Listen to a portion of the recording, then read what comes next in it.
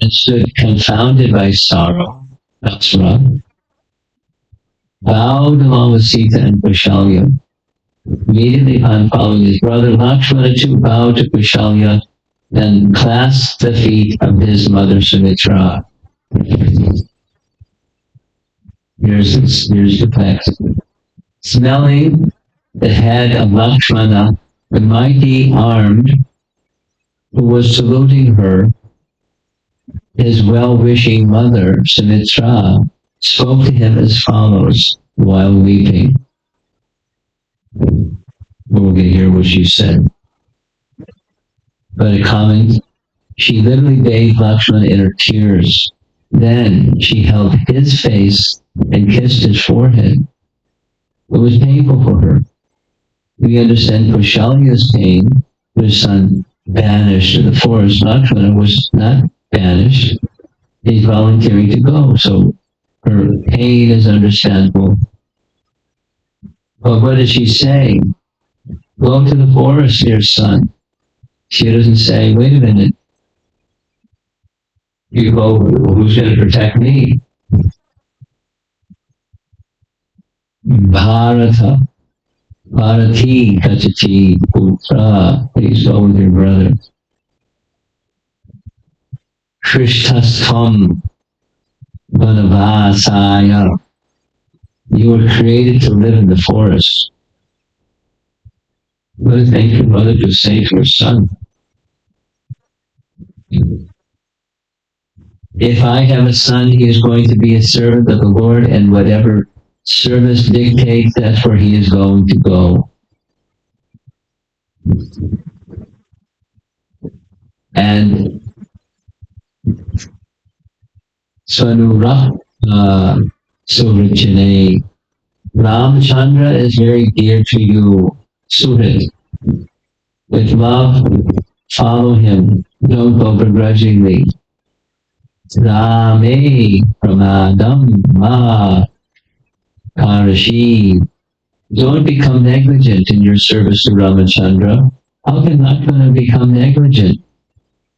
With Ramachandra walking ahead of Lakshmana, he may go into full ecstasy, which may impede his service. Therefore, don't dwell in your ecstatic symptoms. Stay in the mood of service. Stay in the mood of service. Stay in the mood of service. Pay attention and care. We say this in our Guru Vastika prayers given to us by Vishwanath Chakravarti Thakur.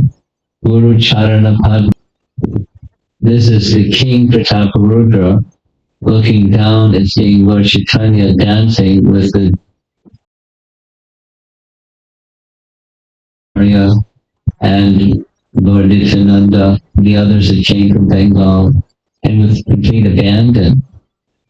Whatever his ecstasies, internal ecstasies in love, in separation, Krishna as in the mood of Radharani, he left all of that and went simply to join the Sankirtan party. The devotees, being with the devotees meant everything.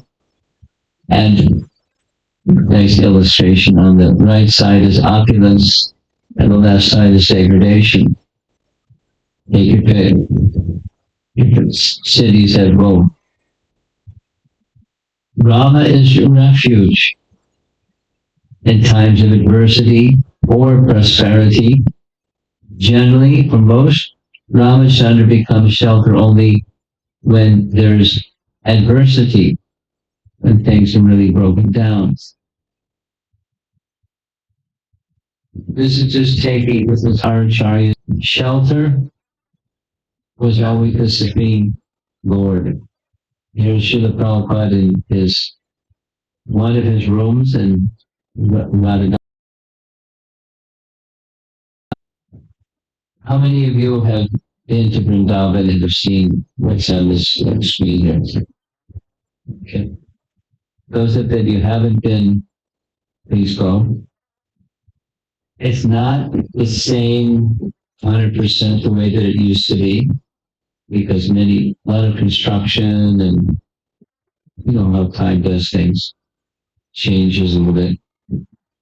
Well, when Prabhupada was there, and all the construction is out in the courtyard wasn't there. Just look that on the left side, there's a little window.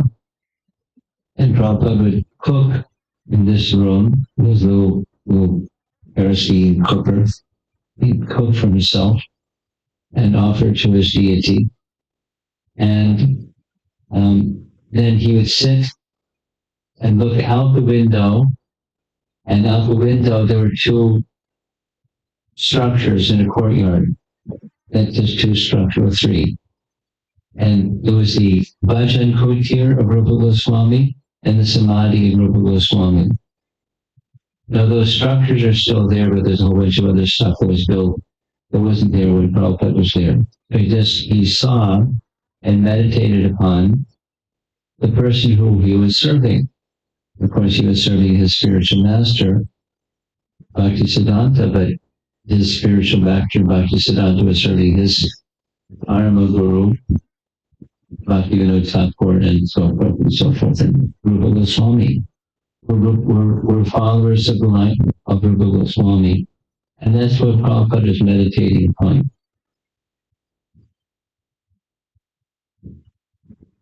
Deeply. And there are other circumstances where there's opulence. But whether it's opulence or simplicity, humble or prosperity, it's, the mood doesn't change, the place of shelter doesn't change. Because otherwise, sitting on a big seat like that, one can become enamored by the opulence. But that's not our founder of Charya. Similarly, Lakshmana, being the chief, this is his mother, advising him, see them, Ram and Sita, as your place of shelter. Esha loke satam dharmo, yaj ganesh jesha vasango bhavet. In this world, dharma is to be controlled by one's elders and superiors. Elders and superiors, like Ram Sita, but that's how she's seen. For you to go to the forest is your greatest reward, because that is where the entire spontaneous devotional service is waiting for you. Not even once should you yield to any lower quality like, passion, or ignorance, or envy towards your brother. This forest will be the place of the greatest delight for you. In a difficult situation in Sumitra's eyes, it's all delightful because service is delightful. She's passing on her service mode to her son. Not that he doesn't have it, but she's supporting it. She insists that Sri Ramachandra should have no difficulty, nor should he, Ramachandra, miss his parents or friends. Serve in such a way that he does not remember any of them, even once.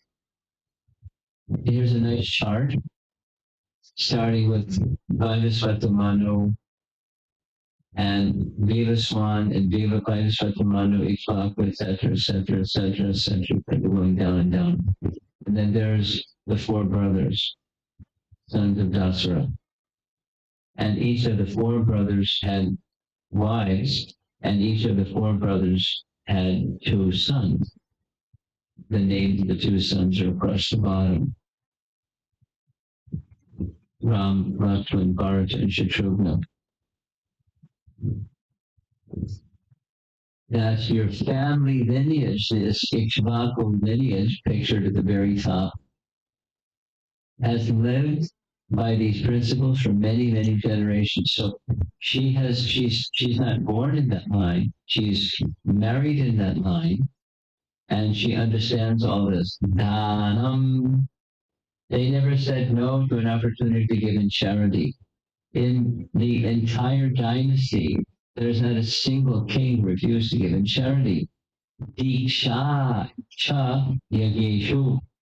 Once they make a commitment to perform a yajna of hell or high water, they will make it happen. They fulfilled their commitments. Videshu, Sanu, Yago. If they go to war, they're ready to drop their body. They're not cowards. They will not run away from the battlefield. So she's, chivalrous and dharmic lady. And what she doesn't have to do these things, but she's supporting these things within her son. And he's still at her feet in Ayodhya, but are an example in a certain way that they have lived and pass on those teachings. So it's appropriate for us to become familiar with how they lived their lives and how they carried out their teachings, and then follow. We may not have the quality in everything that they have, but at least the light, as opposed to the darkness and struggles of life, that's something they can pass on to us. So she's anticipating what she's going to lose. At the same time, she's eager. Again and again, she said, "Go, Lakshman, go to the forest, go for service." She didn't say, "Stay at home." Don't go. Go and come back successfully. Here's the same painting. Here's the concluding instruction.